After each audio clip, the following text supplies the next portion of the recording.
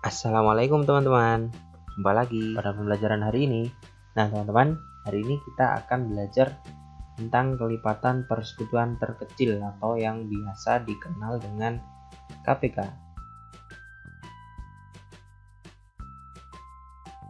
Kelipatan persekutuan terkecil atau KPK. Kelipatan persekutuan terkecil adalah kelipatan persekutuan bilangan-bilangan tersebut yang nilainya paling kecil. Nah, teman-teman, di sini Pak Dani ingatkan sebelum kita bahas tentang contoh soal KPK, Pak Dani tekankan agar teman-teman paham materi tentang kelipatan suatu bilangan dan kelipatan persekutuan dua bilangan. Nah, apabila teman-teman masih belum paham, nanti akan kesulitan materi hari ini. Baik, langsung saja ke contoh soal, yaitu tentukan KPK dari 4 dan 6. Kita cari menggunakan kelipatan bilangan. Yang pertama adalah kelipatan dari 4, yaitu 4, 8, 12, 16, 20, 24, 28, 32, 36, 40, dan seterusnya. Kemudian untuk kelipatan dari 6, yaitu 6, 12, 18, 24, 30, 36, 42, 48, 54, 60, dan seterusnya. Nah, untuk mencari KPK, yaitu kelipatan persekutuan bilangan-bilangan tersebut yang nilainya paling kecil. Nah, dari kelipatan 4 dan 6 kita bisa memperoleh kelipatan yang paling kecil adalah 12. Nah, jadi bisa kita simpulkan KPK dari 4 dan 6 adalah 12.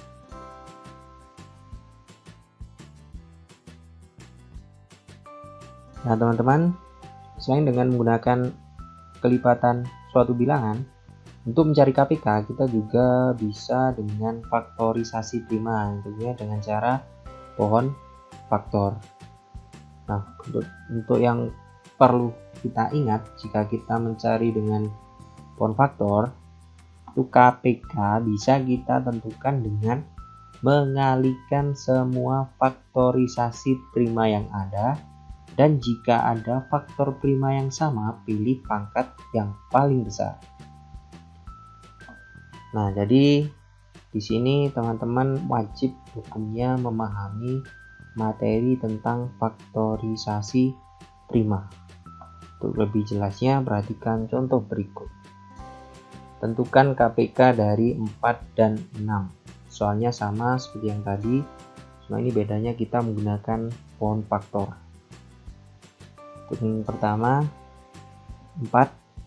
Pohon faktor sendiri adalah konsep pembagian dengan bilangan prima. 4 bisa kita bagi 2, hasilnya 2. Ya. Karena di sini 2 merupakan bilangan prima, jadi 4 seperti ini.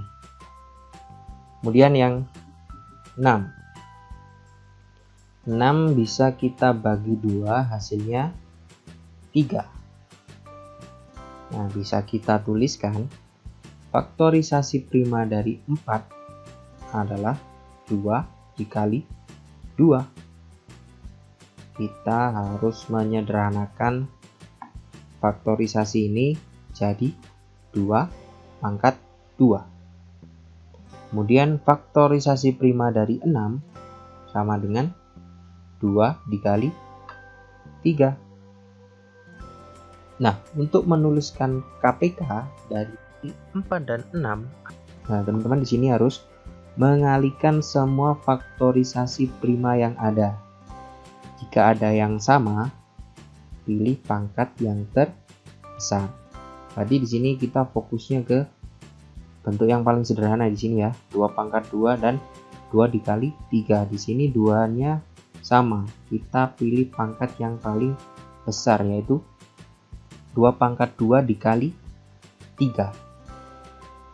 Nah, di sini 2 pangkat 2 itu hasilnya 4 dikali 3 sama dengan 12. Jadi KPK dari 4 dan 6 adalah 12.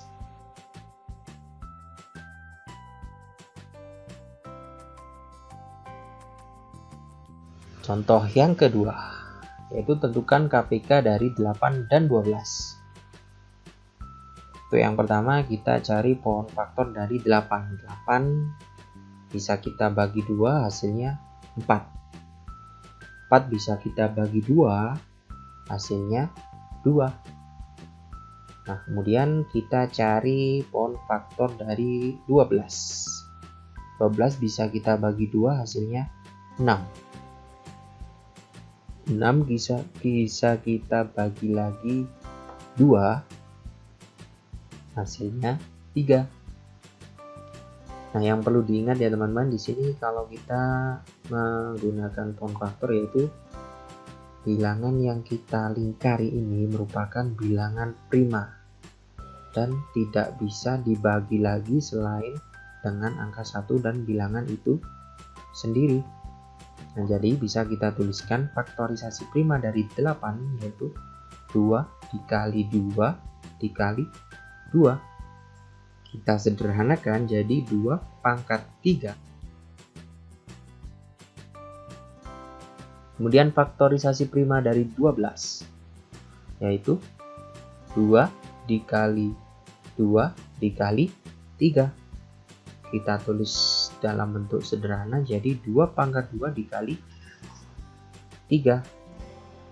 Nah, teman-teman, yang perlu kita ingat di sini jika menuliskan faktorisasi prima harus dalam bentuk yang paling sederhana, karena di sini 2-nya ada 3, langsung kita sederhanakan jadi 2 pangkat 3.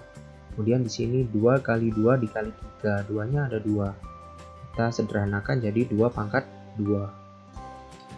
Jadi, untuk menuliskan KPK dari 8 dan 12 yaitu mengalihkan semua faktorisasi prima yang ada. Kalau ada yang sama, di sini ada 2 pangkat 2 dan 2 pangkat 3, kita pilih pangkat yang terbesar, yaitu kita ambil 2 pangkat 3 dikali 3. Nah, teman-teman, di sini 2 pangkat 3 itu bukan 2 dikali 3, tetapi 2 dikali 2 dikali 2, hasilnya 8 dikali 3 sama dengan 24. Nah, jadi KPK dari 8 dan 12 adalah 24.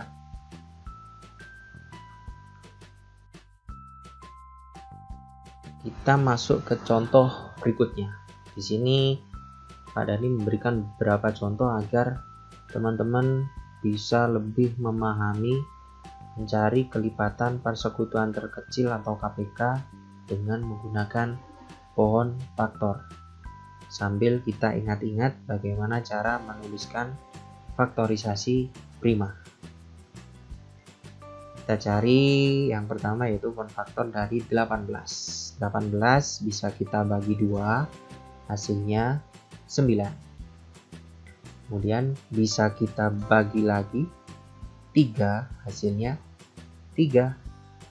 Nah, sudah selesai di sini. Kemudian pohon faktor dari 24 yaitu bisa kita bagi 2, hasilnya 12. Kemudian 12 bisa kita bagi 2, hasilnya 6. 6 dibagi 2, hasilnya 3. Nah, sampai di sini bisa kita tuliskan faktorisasi prima dari 18 yaitu 2 dikali 3 pangkat 2. Nah, teman-teman, di sini Pak Dhani langsung menuliskan ke dalam bentuk yang paling sederhana. 2 dikali 3 pangkat 2 karena di sini 3-nya ada 2. Ya. Jadi teman-teman gak usah bingung. Kita tuliskan ke dalam bentuk yang paling sederhana. Kemudian faktorisasi prima dari 24 yaitu 2 pangkat 3 dikali 3.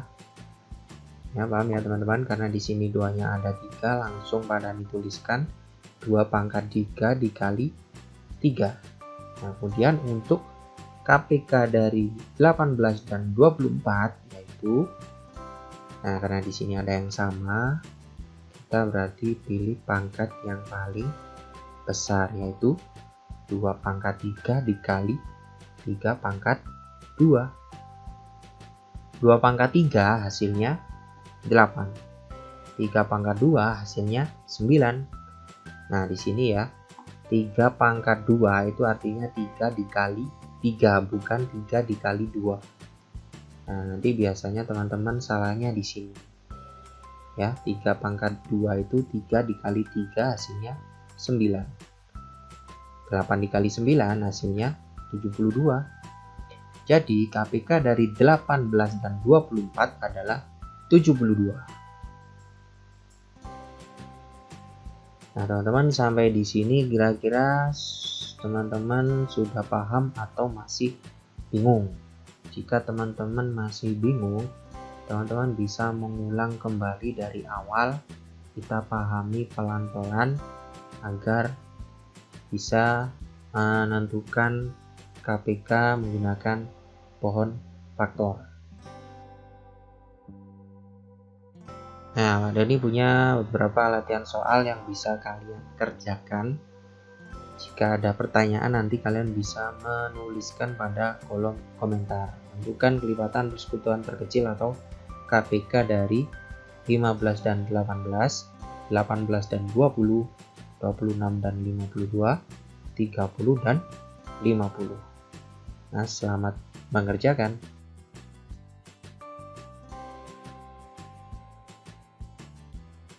Baik teman-teman, terima kasih untuk pembelajaran hari ini. Sampai di sini dulu. Semoga pembelajaran hari ini bisa bermanfaat. Jangan lupa terus dukung channel ini dengan cara klik subscribe, like, dan share ke teman-teman yang lain agar bisa bermanfaat buat semuanya. Mohon maaf apabila ada beberapa penjelasan yang kurang. Sampai jumpa pada video pembelajaran selanjutnya. Assalamualaikum.